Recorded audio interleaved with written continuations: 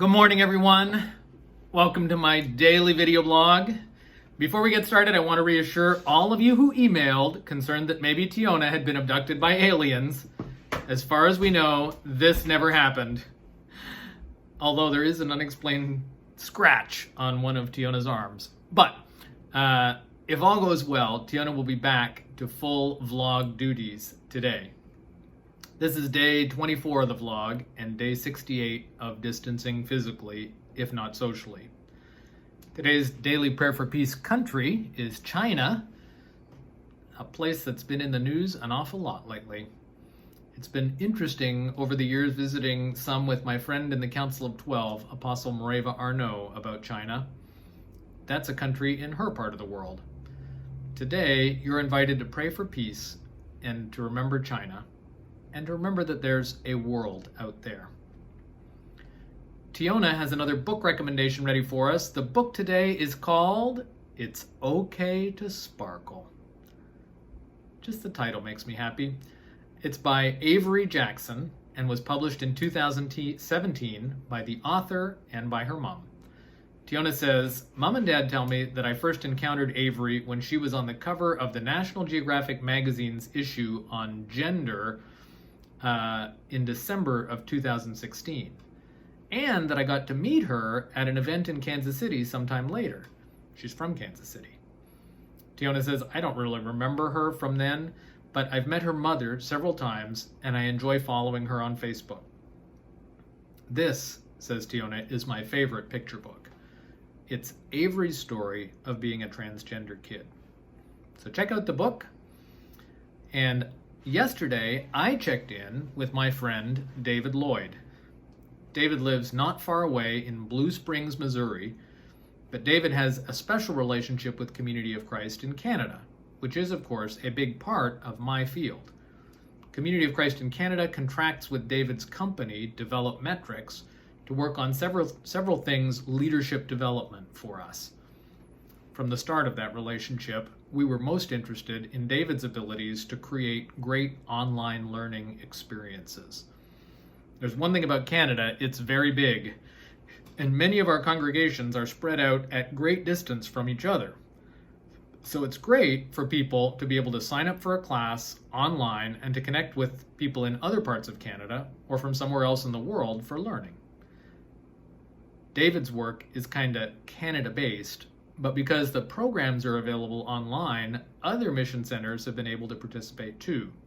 It's win-win for everyone because we might only have a couple of new elders who need training at any given moment in Canada, but it's more interesting to be able to work through the training material with a good group of students from many different places. It happens that David is not only a genius at online learning platforms, but there are a few people with a greater depth and breadth of experience as a leader in Community of Christ. He's been a church leader and staff person in many different places. He's worked in everything for the church, from youth ministry to producing video programs. He's a great teacher and a caring person. We're super lucky to have him on the team. It would have been fun to go sit with David in his office or at a coffee shop, but alas, we were online. I could tell that David was in his element. David and I kind of started our conversation talking about haircuts. A lot of conversations lately seem to begin talking about haircuts.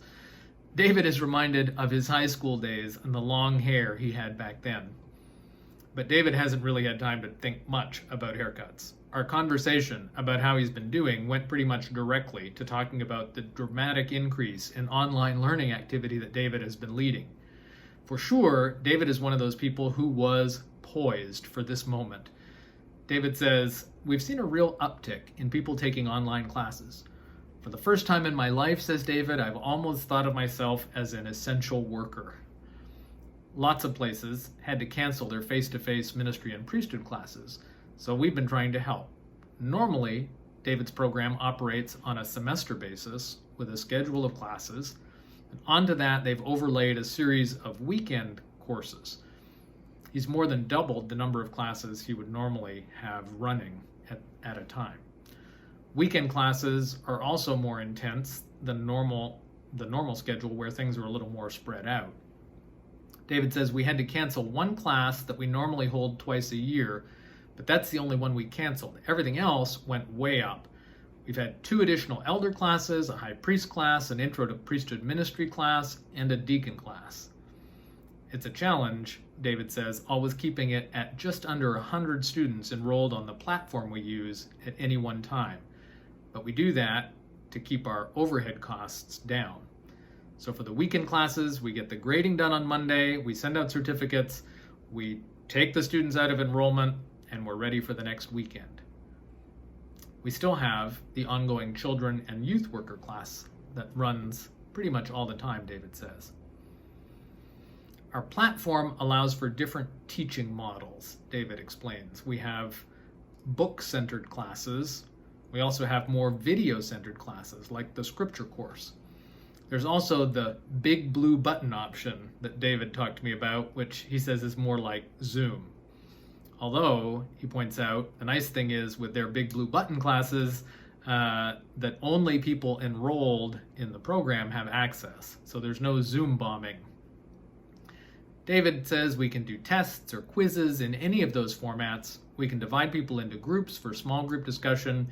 He says we really mimic a classroom experience, but we keep it on the student's schedule.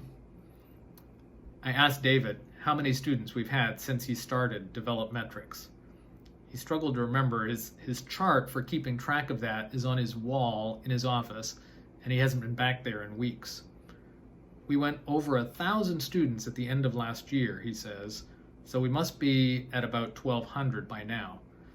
We started a little slow this year, but then things really took off.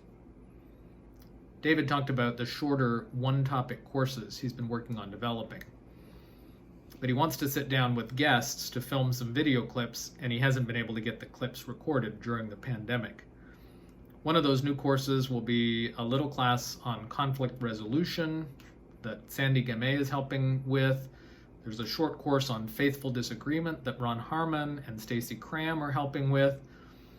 Those will be 2 to 3 hour sessions, easy to do on the weekend with a little lower cost. Another class on generational culture is also coming out before the end of the year.